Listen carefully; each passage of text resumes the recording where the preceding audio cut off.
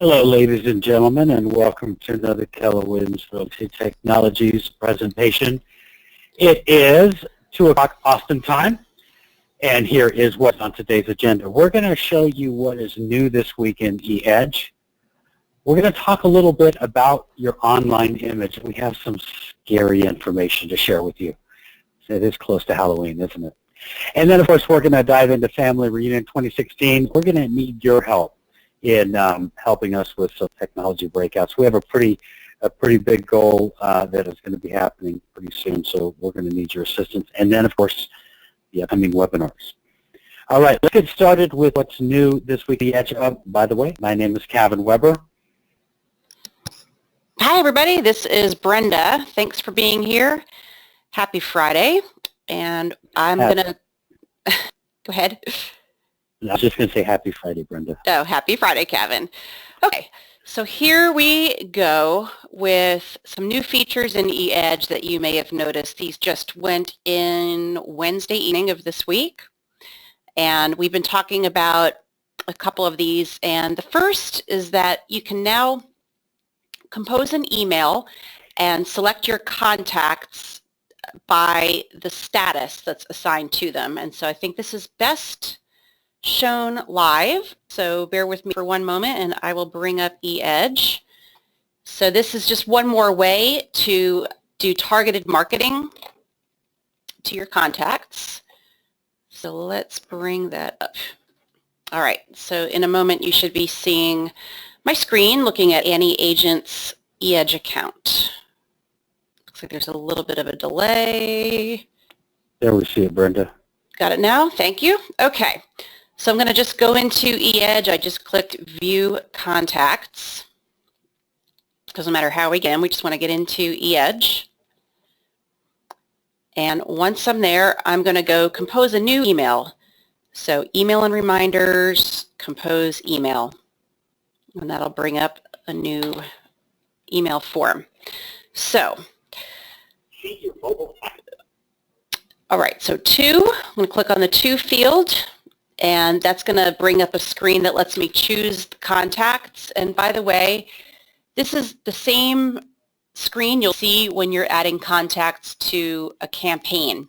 So you can now do this for campaigns as well. So choose contacts. As you can see, there's a list of all eligible contacts. Of course, those who have email addresses are eligible to get an email. I can filter them out by entering their names or emails. And this is the new field here, status. I can filter the contacts to add to this email by the status that we've assigned to them. And as always, we can also filter by groups. That was there before. So this is new, status. So let's say if you're in Texas, if anybody on the phone is in Texas, we have a proposition coming up on the ballot in November, Proposition 1, which is, if it passes, will it's going to mean savings for homeowners as well. It won't increase taxes as much. It's going to it's going to increase the homestead exemption on property taxes and ban tax on real estate transfers. So that could translate to savings for homeowners. Anyway, let's say we want to send an email out that to all of our past clients. So I'm going to just look at the clients who are in the sold status. And that whittles down the list to 5 eligible contacts. I'm going to add them to the email and save and continue. And so here they are now in the to field. So that's one new feature. The second new feature is that you can now mail merge. You can add mail merge fields into the email. So moving on with my example, I'm going to go ahead and just give my email a topic here or a subject, what Proposition 1 means for you. And then I can say, dear, instead of just leaving it, dear homeowner, something generic. Now we've got this new field called contact details. It's a drop-down list that contains roughly 13 or 15 different fields that you can, mail merge fields that you can insert into the message. So if I say contact first name, if I click that, now if you look in the body of the email, it's got this placeholder where it will automatically insert the first name of each contact when the emails are created and sent. And so then I might include the message. So I've created a message. I'm going to just copy and paste that in. So it's great information from the Texas Association of Realtors that we're going to send to all of my past clients. And there we go. Send now. There, so I just showed you that you can filter out your contacts for emails based on their status, and that you can also bring in some mail merge fields into your message. So let me just show you that one more time so you can see all of the different fields that are available to bring in.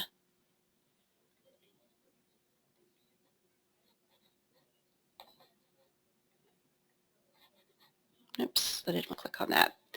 So you've got title, first and last name. You could do the full name, contact company, job title, all of the address fields, their email address, home phone number, work, fax, and mobile number.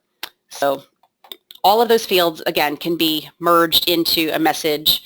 Of course, they need to be populated first in order for that to work well. All right. So next feature, and this is something that we've been talking about for a while, and we're very excited that it's now available, is the fact that you can send out campaigns for birthdays and anniversaries, and there's a multi-step process to make these work for you. The first thing that we're going to do is click on Create Marketing, and we're going to go ahead and launch a new campaign. So create a new campaign. So while we're waiting for this to come up, these campaigns can be fired off for contacts for whom you've filled in a birth date, a birthday month and date, or a purchase anniversary date. So if you've done that for your contacts, then you can add them to the birthday campaign and or the purchase anniversary campaign. And these campaigns will send a touch once a year on those anniversary dates for 4 years. So I apologize. And Brenda, I don't know if you've seen this or not, but when you add a new contact, when the new contact comes over through eEdge or a new lead comes in the new contact record, you'll see a little flag that says new, and you say add their birthday and add their home anniversary. Yeah, which is really cool. We're going to go through that in just a minute, because before you do that, the first step, before you even get into the contact records to send the campaigns, best practice is to activate the campaigns and just get them going, get them live. So the way that you find these campaigns, so you should be seeing the Create New Campaign screen, is it's under Delivery Schedule. So you'll now see birthday and anniversary campaigns. So what I'm going to do is just activate one of each. So I'll select birthday campaign, and then as with all campaigns, there's an email version and there's a print version. Even for birthdays, you've got a multi-channel that's a combination of both. So I at least want to activate the email birthday campaign. So I'll choose this template. Of course, to activate any campaign, you have to have at least one contact on it. So your first step would be to do this and add a contact. I'll add myself, sure. Save and continue, review and activate it. There's nothing that I need to customize, and activate it. Now if I go back to my saved campaigns, I can see that I've got birthday greetings HTML campaign is active. And I'm going to do the same and activate the email version of the anniversary campaign. And Brenda, while you're doing that, a question came in. Question. David is asking, after 4 years, you have to reset the campaign again, and the answer to that is yes. So that's, again, you should be staying in touch with these individual at least 33 times a year. This is just so that you don't forget the birthdays or anniversaries.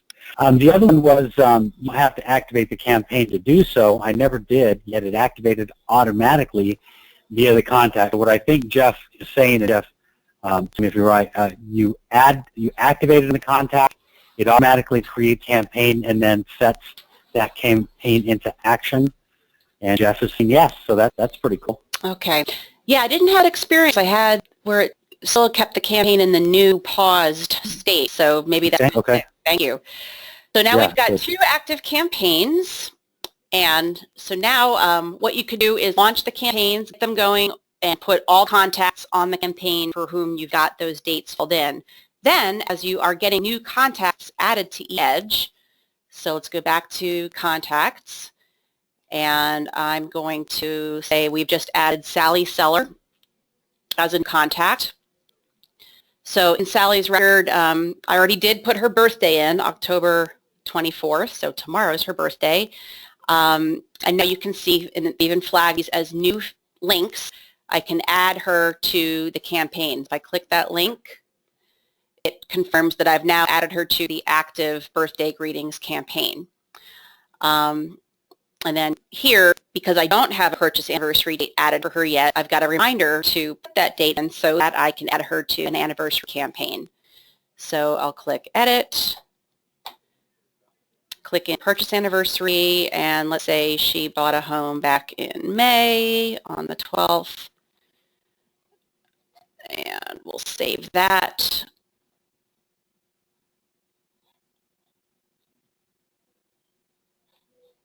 And now, yes, I'm going to take advantage of this link and add her to the Purchase Anniversary campaign. The reason you might want to activate, Brenda, we're not seeing any screens changing. Maybe you want to refresh it, stop it, and then start it again. Okay, what's the last screen that you saw? We're looking at the contacts screen where we were looking at Sally Seller right before you started adding the anniversary information. There you go. Okay, now we're at the primary details screen. So what I did was I gave her a purchase anniversary date, and then there was a link to add her to the purchase anniversary campaign. So now she is on both campaigns. And just to prove that, if I go back to my saved campaigns, then we'll be able to see her name on both of those. There's one recommendation, and that is that if you activate the HTML and the print version of both campaigns, that way when you have a new contact come on that only has a mailing address or only has a print or an email address, it's real easy for you to add them to the appropriate campaign. And again, I definitely want to double check that it activates the campaign from the contact record, because then you wouldn't have the opportunity to confirm that you've reviewed it. So that's something that we'll look into and confirm. So here we have the active campaigns, and just to show you, if I click on Purchase Anniversary as an example, you can see that there are 2 contacts on there. One is myself that I added earlier manually, and then now you can see, oops, let's put myself back there. And then there's Sally that we just added from the contact record. So that's it. Pretty simple, and we look forward to hearing your feedback on those. And just one more thing that I'll show you about these campaigns. The purchase anniversary, as I said, contains 4 steps. So it goes on for 4 years. So the first anniversary that comes up, this is what it looks like. And then 1 year after that step, the second touch goes, and then a year after step 2, and then a year after step 3. So set it and forget it for at least 4 years. All right, so any other questions about the campaigns?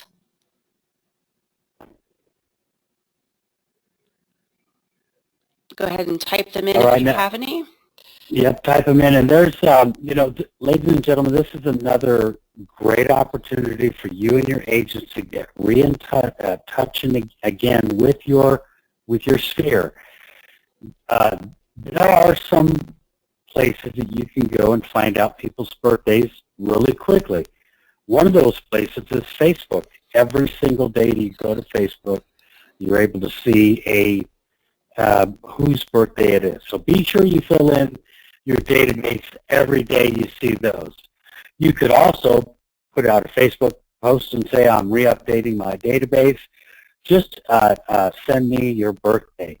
Or even put up something fun on Facebook asking for birthdays. You're doing some research or something like that. Great way to get back in touch with the database. Take advantage of it. All right. Any other questions on that? All right, let's talk about your online image.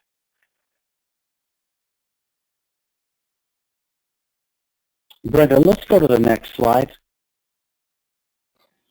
I did. It's just taking a minute to refresh. Oh, that's okay. Thank you. All right. So we're going to be talking about your online image, and what you're looking at here is a screenshot of the People logo. Now, how many of you all have heard of People? Just give me a raised hand or tell me over the questions box if you know who People is. Now, People is an app where you review other humans. And you review other humans without their consent. So I want you to think about a database where everyone that you know and everyone that knows you can rank you. You can classify the people. Maybe you've been reviewed by someone you've dated, worked with, befriended, or not befriended, even with or without their consent.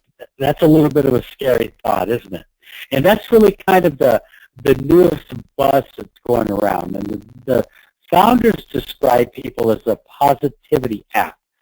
It's going to launch in November. That's its launch date. So we'll see if this thing actually launches, and we'll see how it goes. And it allows people to rate and search human beings in the same way that we rate restaurants, hotels, car services, everything else that we rate.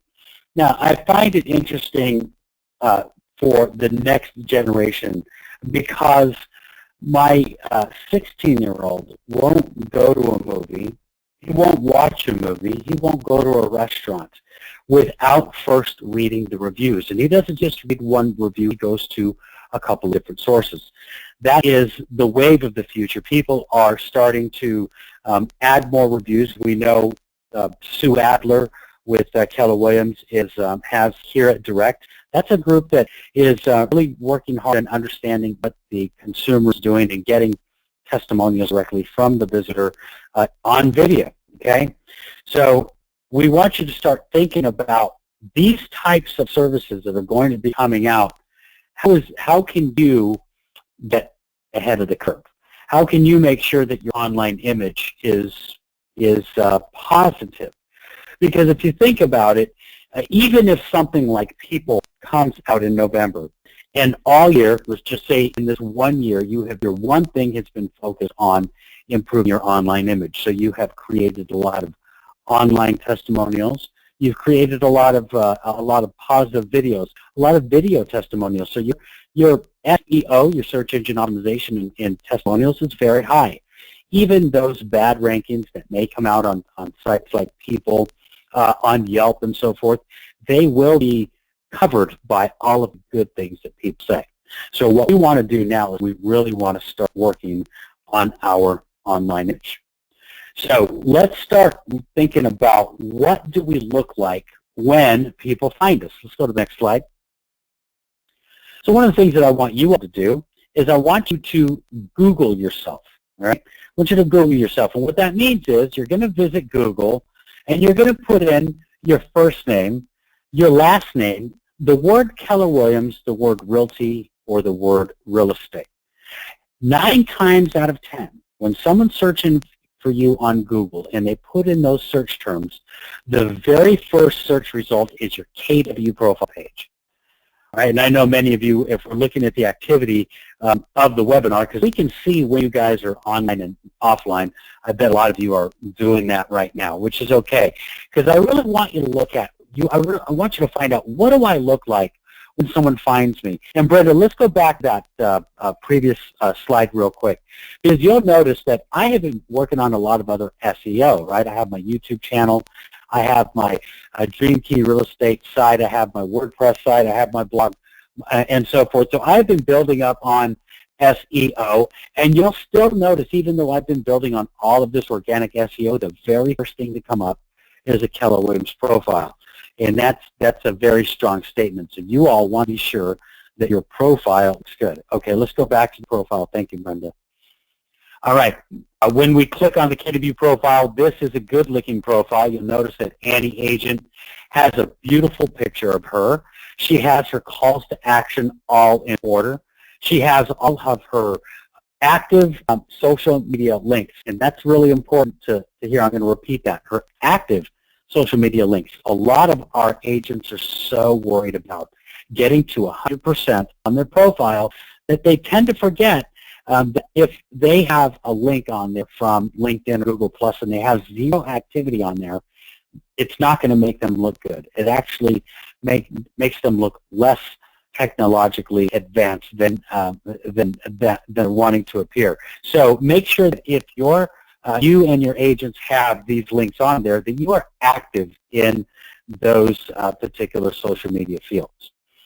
Of course, additional calls to action are there, and then she's got a great profile video. That profile video that she has of herself and talking about her value proposition. Right underneath that would be search for properties or even her featured properties, and then of course a great bio. And the search terms in the bio are search engine optimizable, but it's really not the words that are most important. It really is the video. Why don't you let people know about your value proposition while they're online? They're able to find out who you are, find out more about you, and really get to know you before you even meet. Believe me, once people meet you or they hear about you, they're going to Google you. Now, what happens if they Google me? Well, I want to be alerted that they're Googling me. I want to know that I am being Googled. And Brenda, let's go to the next slide. And in order to do that, I'm going to set up a Google alert. What is a Google alert? A Google alert is a detection and notification service offered by Google. And anytime someone is searching for you on Google, on a web page, you're searching for newspaper articles, maybe blogs, anything that matches the search terms that you put into the Google alerts, you will get an email. So, for example, you could get updates about a product that you like, maybe something that's happening in a particular area, maybe when someone posts something about you, or maybe they're looking for you, or even to keep up with the latest news stories that are going to help your seller or your buyer. Set up Google Alerts. We're going to do that by going to the next step. Let's go to the next slide. And we are just simply going to visit google.com and type in Google Alerts. There's a few ways of you getting there. It's actually a part of your Google grid of products. Really easy to find. And if you are logged in as yourself and you click on the Google Alerts link, it will log you into your own Google account. So there's a couple of ways for you to add alerts. One that you can add the information right there in the search box.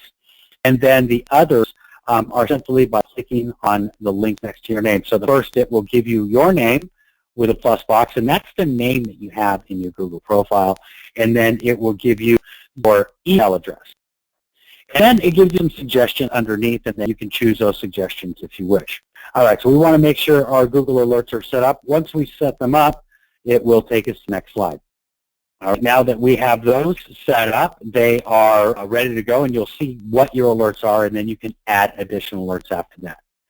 All right, let's get moving. I'm running a little bit low on time. Okay, there's some other things that you can do, and I took this information from the 9 strategies to have a strong online image, and this is found in Realtor.com magazine. So I just took 5 of my favorite. The first is be a problem solver. And it's important to know that no amount of technology is going to get you a referral. No amount of technology is going to get you a testimonial if you don't earn it. No one will know you earned it unless you told them. So most of us will try hard to keep all of the dirty details away from our clients because we want their stress level to remain low. And to them, it looks easy. Now, while it's important to make the transaction a smooth customer experience, it wouldn't hurt to tell the clients about all the effort that we put into resolving the problems. If they say, hey, you did a really good job at that. That seems like it was a really difficult thing to handle. Don't say it wasn't. Say it was a very difficult thing to handle. I am very good at what I do. That's what I told you. That is part of my value proposition. Be a problem solver and then tell them about the problems that you solved. All right, next slide. Okay, we're not going to get the referral or the testimonial unless we ask for it, right? Customers who love you really love you. They want to be able to give you something back for all hard work that you do on their behalf. So sometimes they just don't know how. Really, it's very simple. It's simple as saying, just share the experience that you had with me. Refer me to your family and friends. And best of all, easiest of all, just please write a testimonial, or do even better, do a video testimonial. You know, we can all write a testimonial and say our client said it, and they may believe it or not, but if they say it, it is absolutely believable. All right, next is to tell the world about it. If they express an interest in giving you a referral or a testimonial, don't just take that from them. Ask them to put it on Twitter. Ask them to put it on Facebook. If they don't know how to do that, tell them that you'll help them set it up. You can make them put up their first universal tweet or their first universal Facebook post. That would be a really great thing for you to do. And then when you're coming close to the end of the transaction, that's when you want to give them a good review. That's when you want them to start to promote you, and that's what's on our next slide. You want to get that closing testimonial at the closing table. After the closing table, I was asking some gentlemen about this just last week at the New England regional event, and my question was, I kind of feel strange when I'm asking someone to do a video testimonial after I've closed, because it's kind of a personal moment, and his answer was great. He said, well, then don't ask. Just say, hey, we're going to quickly do a video testimonial. So, you know, this is really a great opportunity to get a testimonial. They're so excited. They've got their keys. You've helped them to achieve their dreams. If you want them to wait till they get home, that's cool. So ask them if they could just do a quick video for you when they get home, or be available and be prepared to do everything there yourself. Make sure you have your phone ready. Make sure if they don't know what to say, you have what to say ready. You might even want to print something out, hold it so they can read it. Make it as easy as for them as possible. That's really the key. All right, and then we're going to go to the last one, which is contact your past clients. If you are looking for a good reason to get back in touch with a past client, just let them know, listen, I'm trying really hard to build my online image. And Brenda, I need to try and probably change to this slide. It sometimes takes a while. But we'll finish off with contacting past clients. And they're going to love a chance to offer you something in return. You know that they appreciate your service. They appreciate your business. You can even write for them if you need to, and then they can just copy and paste it or put into their own words. Again, making it easy for them will certainly help. People want to help you. Don't be afraid to ask, but they won't help you if you don't ask. All right, that is your online image. Please let me know if you have any questions. Okay, thanks, Kevin. Okay, just a couple of last-minute items before we close. And again, if you got the webinar a little early or you have notes in your chat window, we're asking for your input. And you can also extend this request to agents in your market center. But it's around the corner, even though it doesn't seem like it. Family reunion's not far away, and we're already starting to plan our breakout sessions. We want to make every year better than the last. So we've created a little Google form, and if you lose the link, first of all, I will send it again to all of you right now in a chat window. It's a Google shortened URL. Just click that. It'll bring up a form that asks you simply What technology-related breakout sessions would you like to see at Family Reunion next year that will help agents address current business challenges? These are technology-related breakouts, of course. In your answer, it's just an open-ended field. And what you're seeing here is a screenshot from KW Technology community, where we've also included a link to this form if you use it after today's webinar. So it's right here. Look for this post in the community where we're saying your input is requested for Family Reunion 2016 technology-related breakouts. So as I was saying, when you complete the form, just be as specific as you can about not only what topic you want to learn about, so don't just say I want to learn more about blogging, but specifically what is it about blogging? Is it when to blog? Is it what topics to blog about or how to promote it? Be specific, and then also include what challenge learning more about that is going to, what that topic would help you or your agents address. So the more we get input from all of you, the more relevant the topics and breakouts will be next year at Family Reunion. So in advance, thank you very much. We'll keep that form open for at least a week. And again, we do encourage you to share that with agents in your market center. And if I didn't already say it, you can fill that form out multiple times. So if you submit a suggestion and you think of something else, you can go back to it, and it doesn't limit you to just one. You can add as many suggestions as you like. So again, we really appreciate your input there. Okay, and then as always, we'll close by looking at what's coming up next week. We are having a delay with the visuals today. Apologize for that. So while we wait, I'll just tell you that Monday we will have our Monday Systems for Success webinar. This one is for agents that just need to get going with their e-agency websites. Even though we do have the new KW websites coming, until those are firmly in place, e-agency websites as well as e-edge will still be around. Eventually they'll be phased out, but not without plenty of notice. So, and again, for agents who want to get their e-agency website up and running and get their WolfNet IDX activated, this is a great webinar to get them started. And then Wednesday we have KW Video Live training, and then we'll be back for the Ambassador webinar next Friday. All right, and so we're going to close, as always, with a fun question. This is another on this day in technology history. So you're going to see a picture of a gadget we probably have owned at one time or another, but what year was it that Apple introduced the iPod? It was on October 23rd. What year? Who knows what year without searching online for it? Go ahead and type that into the questions field. Without searching your iPhone. Hey, Brenda, while we're waiting for those answers, a couple questions came in about the early adopters. Do we know when, I understood early adopters that are not chosen and or that are chosen will be notified. Is that correct? I know for sure that the early adopters who were selected for Group 1 were notified yesterday. The email went out. Okay. I did believe that there was going to be an email sent out to those who weren't. So let's confirm that and let you all know about that. Yeah, we'll let you all know.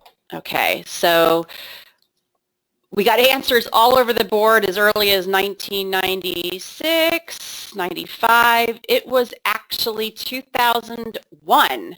So I thought it was earlier than that too. But yeah, we got a couple right answers on that. Yeah. Another bonus trivia, who knows what the capacity was of that original iPod? How much did it hold? let's see if anyone gets that. 4 gigs is the closest. 5. It's actually 5 gigs. Joe got it right. Yay, Joe. So, yeah, we've come a long way again, but that was still pretty revolutionary for 2001. So just a little blurb about it from Macworld magazine, that Apple chose to unveil the iPod in a low-key special event. It was on Apple's campus in Cupertino. And the press and Apple fans all were very skeptical about it. And they wondered, why was Apple in the business of selling music gadgets? And they proclaimed doom for Apple, but because Apple had the last laugh on that. Oh, Robbie is in the Cupertino backyard. Very cool. All right. Anything else, Kevin, from your end?